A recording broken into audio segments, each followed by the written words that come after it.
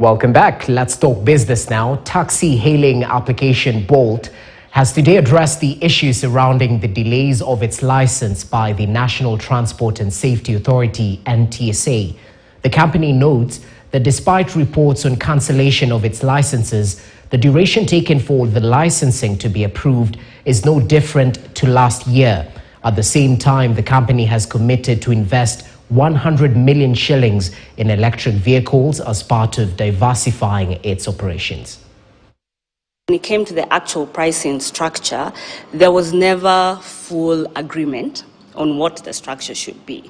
And so when the regulations were coming into place, it was agreed that, there's going to be an 18% cap on trip fares. Now, the regulation is very quiet on other things. For example, booking fee. For example, taxes. What do we do with taxes? Where do we get the money from? So there are a lot of all these issues, and I like to call them, areas of constructive dialogue, because we all have different interpretations. And that's why you find, for example, for ourselves, our legal opinion is that it is actually viable to have an additional levy or fee that is not part of trip fares.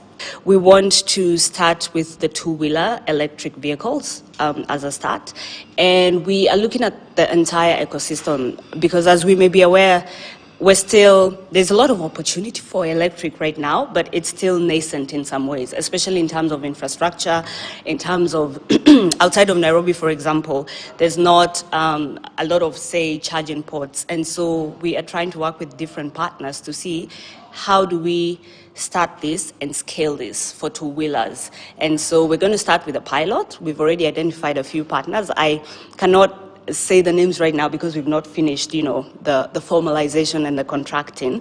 Our big goal is to just create as much employment as possible. So if you're on our platform, you have a traditional border and you want to shift to EV, fantastic. If you've always wanted to be an EV border service provider, excellent. Then you can also come and join. Now, Kenya is gearing up to participate